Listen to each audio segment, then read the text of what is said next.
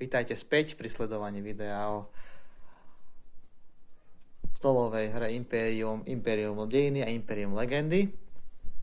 Ešte v krátkosti, tento rok by mala výsť česká verzia ďalšieho kvázi pokračovania tejto výbornej hry Imperium Horizons, kde bude nový obsah, nové národy, ale v podstate pravidlovo to zostáva úplne identické.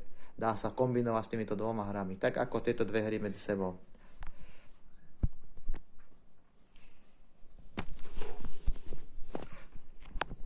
No a prepáčte za to, že sme to vypli omylom.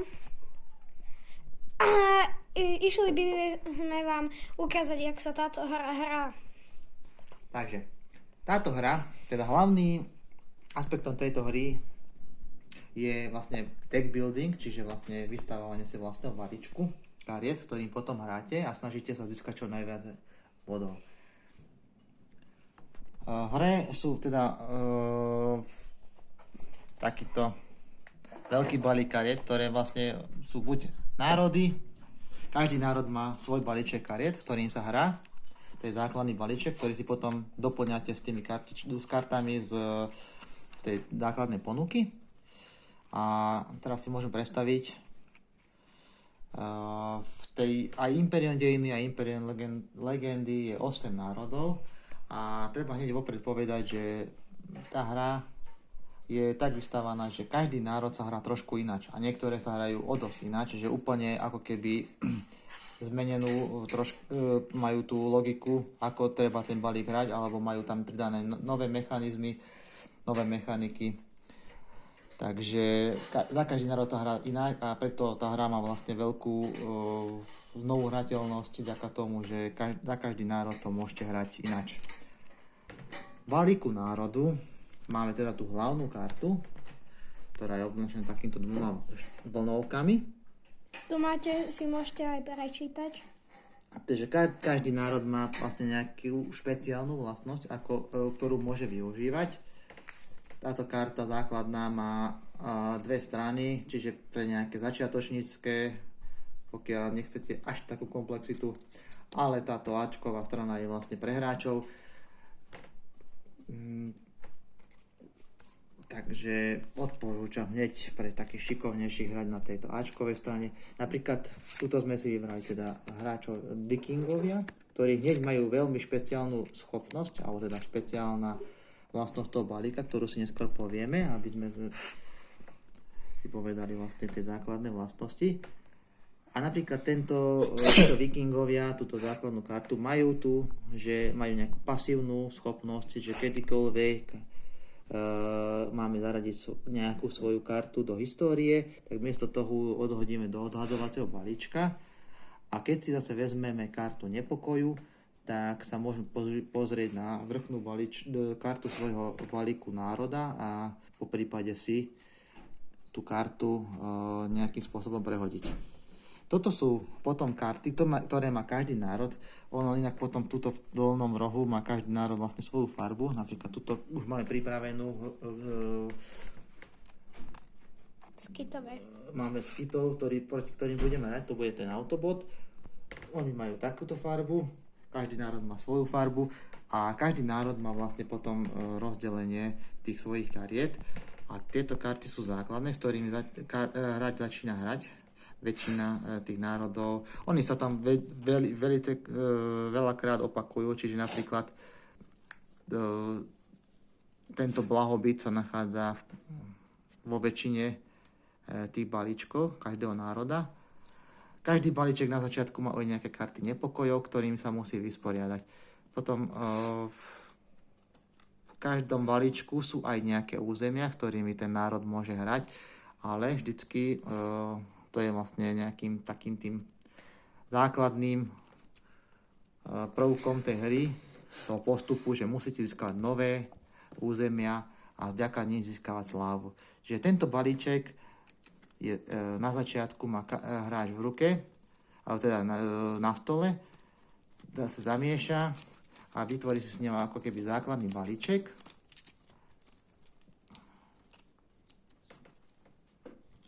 No a potom každý hráč alebo každý národ má ďalšiu skupinu kariet. Keďže vikingovia sú dosť špeciálni, majú už len jednu skupinu kariet. A to je karty národa. To sú tieto, ktorými si postupne rozširuje svoj ten základný balíček. To, ako sa dostávajú do toho základného balíčku, si potom povieme neskôr. Takisto každý národ, alebo väčšina v tej hre, má takúto kartu, kde je táto gulička, a to je karta prerodu. Každý národ má dve fázy, okrem vikingov, samozrejme, okrem vikingov a Atlančanov, paradoxne, takže vikingovia, aby sme si povedali bližšie, tak máme dve fázy. To si musím odtiaľto vytiahnuť. Tu takáto karta. Takéto karty sú v tejto hre, ktoré určujú, v akej fáze je daný národ. A bude vo fáze barbarov a vo fáze ríše. To v ktorej fáze určuje, aké karty môže hrať.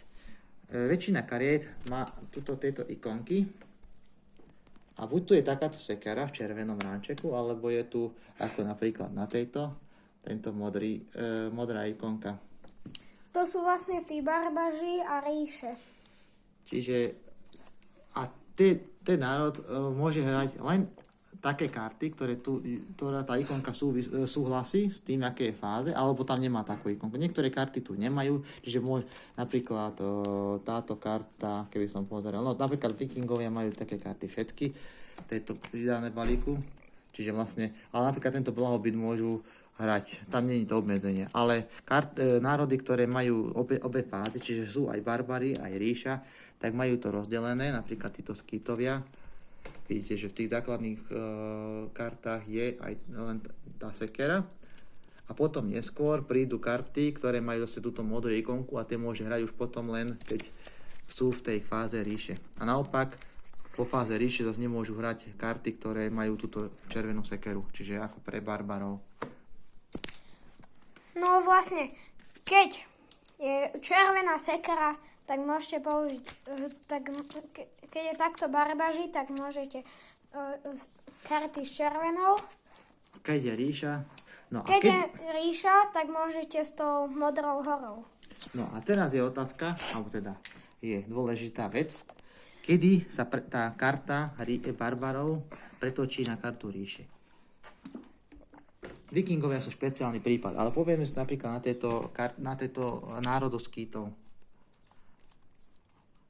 Každý národ má teda skupinu základných kariet, ktoré sú bez označenia v dolnom rohu, čiže majú len tú základnú farbu. Má skupinu kariet národných, to sú tieto mesiačikové, ktoré sa opäť zamiešajú na začiatku hry. A potom je karta prerodu. Za každým, tá hra sa hrá proste v priebehu ťahov, si hráči doberajú karty do ruky a keď sa minú karty, že majú si znova, to sa odhadzujú do odhadzovacieho balíčka a vždy, keď si majú zobrať kartu a už není žiadna v doberacej kope, tak sa karta vrchná z toho národného balíčka doplní sa do toho balíčku základného a tak sa postupne vlastne odoberajú karty z tohto národného balíčka. A keď sa už všetky minú, že ten národ si to už dovyvíja, ako keby, že tak rýchlo napreduje, tak príde k tejto karte, a to je karta prerodu s týmto krúžkom. No a takýto krúžok je dole, tento. Ten fialový. A keď túto kartu si pridá do svojej kopy, čiže sa mu minú všetky karty, tak vtedy sa ten národ stáva nie barbarmi, ale už je to ríšou. A čiže prichádza sa vlastne na systém, že už nemôže hrať karty červené, s tou červenou sekerou, ale môže hrať už karty s modrou ikonkou. S modrou ikonkou koruny alebo hory, čo tam vidíte. Vlastne tak. No a potom ešte posledná skupina kariet, to sú karty objavov, alebo nejakých budovania, karty budovania. To sú už také najsilnejšie karty, ktoré majú najviac bodov na sebe väčšinou. A už keď tam minú všetky karty v tej národnej v tom balíčku národných kariet, aj táto karta prerodu, tak môže si hráč začať doplňať karty z týchto kariet budovania. A to už potom není, že na náhodu, čiže si berie vrchnú kartu, ale môže si tam doplniť, ktorú chce. Ale každá z takýchto kariet má nejakú cenu za vybudovanie. Napríklad skýtovia majú Ateas, ale na to, aby si ju doplnili do toho svojho balíčku, potrebujú za ňu zaplatiť tieto 4 žetóny ľudí. No ale vráťme sa späť na týchto vikingov. To je toto. Áno, presne tak. No ale vráťme sa späť k týmto vikingom, pretože vikingovia nemajú tieto karty budovania, nikdy sa nepribudujú na ríšu, ale pridávajú do hry špeciálnu podmienku konca hry a to je tento Harald Hardrada. Čiže keď sa nám minie, oni majú oveľa takú širšiu túto skupinu kariet národa. A keď už všetko vyplnia, alebo teda všetky karty už vyvinú, doplnia do svojho balíku, tak prichádza tento Harald. A to je jedna z podmienok, že keď si vikingovia pridajú túto kartu do svojho balíčku, tak tedy nastáva koniec hry, ktorý spúšťa ten vlastne tú sekvenciu konta hry, ktorú si predstavíme neskôr. No ale napríklad niektoré národy majú už takéto karty. Vikingovia majú tieto. Karty nepokojov, ktoré pridávajú ako keby do základných kariet, lebo v týchto základných kartách budú ďalšie nepokoje. Takže No to je... a čo spôsobujú? Karty nepokoja majú špeciálnu vlastnosť, že keď vám zostanú tieto karty nepokoja, tie sa tu budú v priebehu hry točiť, budete si ich pridávať do balíčka, budete si ich odoberať balíčka, ale keď vám zostanú na konci hry v balíčku, Tak máte minus 2 body za každú kartu, ktorá vám zostane.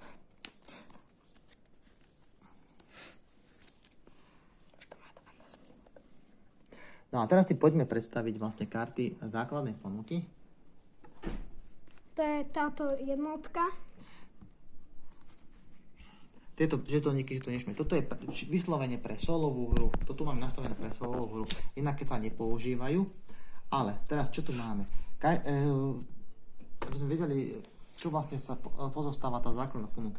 Máme tu rôzne typy kariet. Tieto s touto vlaječkou. To sú karty, ktoré predstavujú rôzne ako nejaké národy, ktoré môžeme my získať počas hrania. Čiže predstavujú ako keby nejaké národy, ktoré obsadíme povedzme pri svojich výbojoch a začleníme ich do svojej ríše, do svojho impéria a potom nám pomáhajú v priebehu hry. No a keď ste nevideli tú vlajku, je to zle vidieť, tak ona je takáto modrá, no dokonca trošku aj fialová. No. Takže to sú karty národov. Pardon, nie národov. Karty, presne ten názov je karty poddaných. Tak, poddaných národov. Čiže vlastne obsadíte... Toto bude niečo asi o budovaní. Áno, tieto karty s takýmto stĺpikom, to sú karty civilizácie alebo civilizované karty. A karty civilizované majú väčšinou túto modrú, alebo teda vidíte, že majú to vždy tú modrú ikonku. Čiže pomáhajú pri budovaní ríši. Väčšinou sú to veľmi dobre bodované karty, ktoré zase opäť pokiaľ pridáte do svojho balíku a splníte nejaké podmienky, viete s nimi dobre veľmi zabodovať. Treba, tu je každý jeden bod za to. Každý hráč, tuto je napríklad bodovacia podmienka, že jeden víťazný bod za každých 10 kariet, ktoré máte na konci. Buď v histórii, alebo od maličku, alebo tom. Alebo toto metropole vám dá jedného človeka, alebo jednu surovinu a zobrať si kartu. Áno, na každej karte je A niečo. 2 Si body potom za to predstavíme, čo dostanete. vlastne sa dá robiť s tými kartami. To sa podá na tých základných herných mechanikách. Potom sú tu karty necivilizované. To sú tieto zelené. A majú takúto ikonku listu, alebo v prípade ešte je tam aj ikonka toho stĺpu. Čiže ako keby to sa potom odkazuje na ďalšie akcie, ktoré môžeme s nimi prevádzať. No a tieto karty mnohé majú ešte túto napríklad červenú ikonku. Alebo sekery. žiadnu, lebo tam nie sú Alebo ríše. žiadnu. Lebo, Tá, čo nemá žiadnu, môžete hrať v oboch stavoch svojho národa. lebo tam vlastne nebudujete nič do svojej krajiny, ale proste iba niečo robíte s tým. No. A toto sú karty územia, to sú s touto žltou ikonkou a tie si pridávate do svojich balíkov práve za účelom ako keby rozširovania územia, pretože čím viac sa vám podarí toho územia získať, tým väčšiu slávu môžete získať. To je karta šťastia. Územia. No, tu sú iba jedna Ty si červená predstavujem potom. barbaži. Asi lebo Predstavíme si si neskôr do karty. Väčšinou tieto karty územia, keď vykladáte, tak vám umožnia si tam dať ako keby, tuto je napríklad, že posádku. To vytvoriť posádku znamená, že si pod tú kartu môžeš založiť inú kartu, ktorá ti potom vlastne ako keby pod tou kartou je. A prečo sa to robí, vysvetlím si neskôr. Tieto karty území majú aj tuto hore ešte rôzne ikonky, tie zase potom sa odkazujú na iné efekty hry. Tuto to máte na dole napísané vždycky, čo robia. No. A predstavujem si, že preto tam nie sú väčšinou tie ikonky, lebo sú to iba časti, čo tam sami vyrástli. No a potom sú tu ešte tieto karty akési slávy, ktoré nám prinášajú najväčšiu porciu bodov. Tam sú veľmi bodové, napríklad táto 11 bodov. A je tu táto jedna karta, král kráľu, ktorá vlastne spúšťa koncovú sekvenciu hry. Čiže keď nejaký hráč získa túto kartu, tak vlastne vtedy sa spustí koniec hry. No a potom tu máme karty nepokojov, ktoré sú na začiatku hry. No toto sme si už testovali. Toto je špeciálna karta slnovratu, ale karta slnovratu sa viac menej v solohre nemusí používať. V podstate je to vždy tak, že keby sme boli povedzme 3 alebo 4 hráči, tá karta slnovratu, keď sa položí napríklad cen, tak znázorňuje hráč, ktorý je pred slnovratom, začína, alebo teda ten úplne naľavo, čo je najviac naľavo začína. Hráč, ktorý je po slnovrate, je posledným hráčom. Potom sa spustí vlastne nejaká sekvencia slnovratu. Hráči, ktorí majú karty s efektom slnovrat, vykonajú tie efekty a ide ďalšie kolo. A otázka bude, že čo sa stane, keď nikto nemá slnovrat? Slnovrat je vždycky v hre. Vždycky je v hre a určuje vlastne posledného hráča a kedy sa aktivujú karty so slnovratom. Ale ešte sa vrátim k týmto kartám všeobecne, pretože tuto je jedna dôležitá vec. Tuto dole máme vždycky takúto ikonku a keď hráme v menšom počte ako 3 alebo 4 hráči, tak tie karty sa vyhadzujú. Keby sme boli 3, tak sa vyhodí táto karta a keď sme len 2 alebo hráme solo proti botovi, tak sa vyhodia obidve karty. Takže teraz vlastne musíme z každej kopy vytriediť karty, ktoré sa nepoužívajú pri hre dvoch hráčov. Už nám začína hokej. Áno. Tuto sú napríklad 4, 3, čiže opäť. Takže takto. Tam máme karty civilizované. Karty, ktoré hrajú pri inom počte hráčov vyhodíme. 1, 2. Toto sa nehrá. Toto sa nehrá. Toto zamiešame.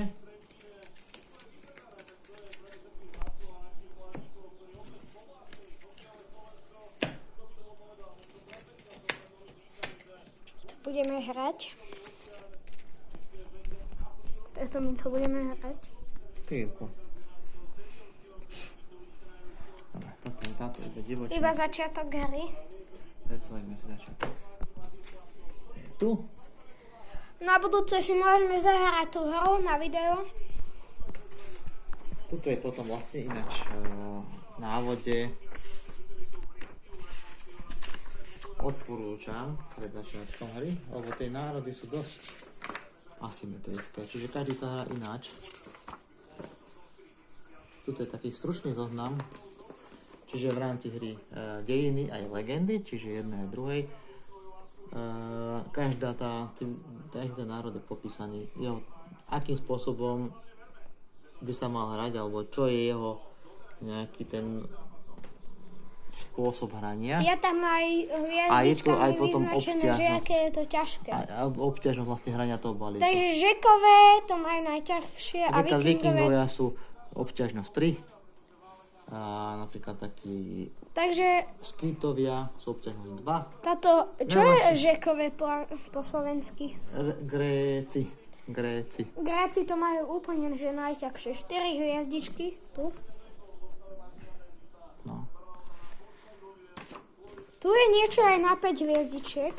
No v tej druhej Artušovci a Okay. Utopisté proste sú to sú také fiktívne, však vieme, že Artušovci ani Utopisti neexistovali, ani Atlanťania, takže to je vlastne tieto národy sa hrajú úplne unikátne.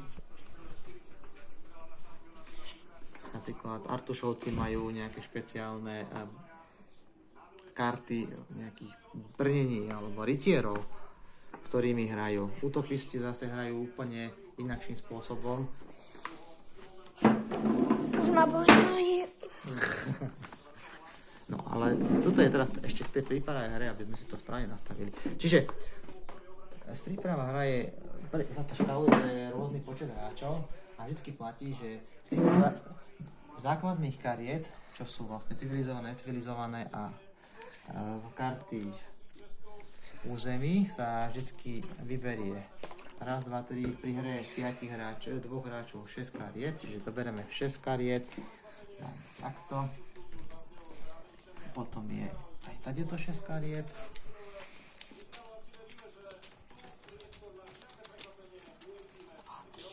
Štyri, 5, 6. Už začíname.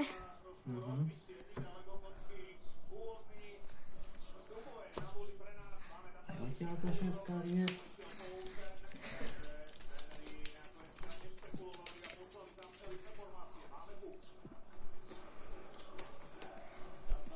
Kariet a zvyšné karty, ktoré nám zostanú, zamiešame do spoločnej nejakej ponuky toho hlavného balíku. Tam sú vlastne potom všetky 4 typy kariet. Toto už to má 22 minút. Áno, tak to je už dosť dlhé. Aspoň sa zabavia. A teda ich to bude baviť. No, uvidíme. Ja, vieš, koľko najviac zvládnutí som mal? 9. Áno, kto to pozerá? Neviem. Áno, že to, že som začiatočník, tak je to dosť dobré.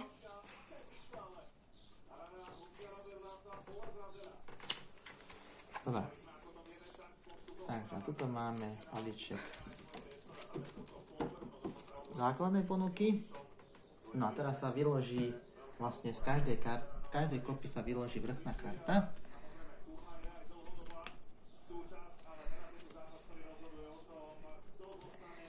A prepáčte, keď ste niečo nevideli. A tu sa vyložia 2 karty z tohto základného balíka. No a teraz platí, že každá karta bude mať pod sebou uloženú jednu kartu tohto nepokojov.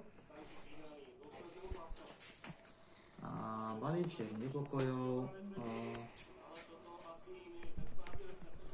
Toto tiež vlastne sú karty, ktoré vytriedujeme, lebo sa nepoužívajú pri menej ako hráčov. No a paradoxne, Vikingovia teda by mali mať 2 karty, ktoré by mali ísť tam, ale obidve sú pre väčší počet hráčov, takže sa nepoužijú a zostanú mimo ako keby.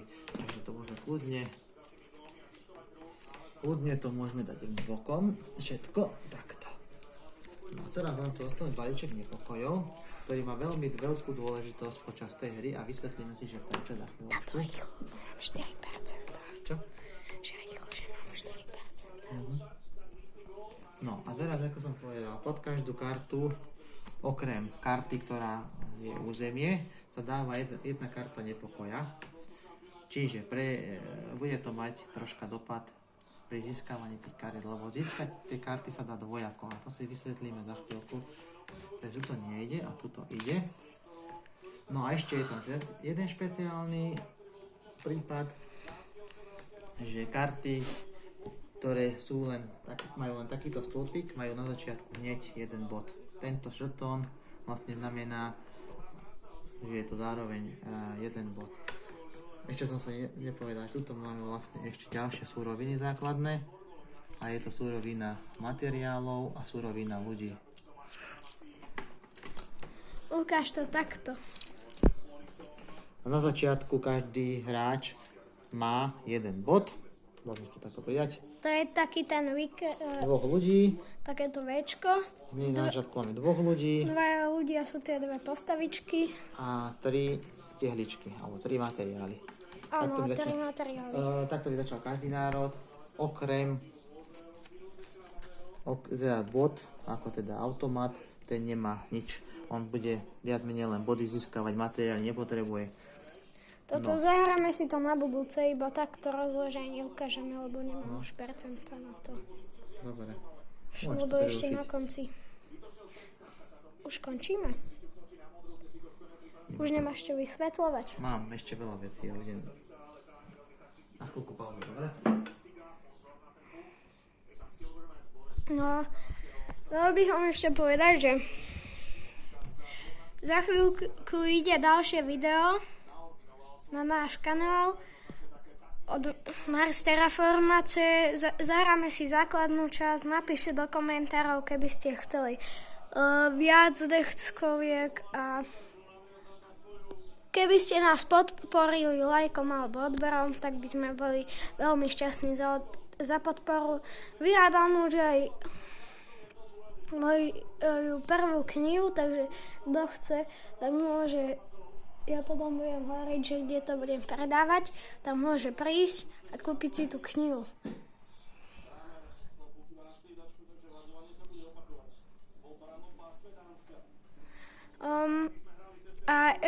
Pozrite si hokej zatiaľ.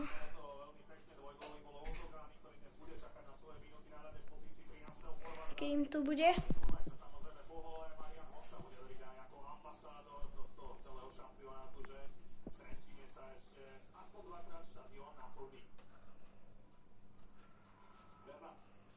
Poď. Ešte.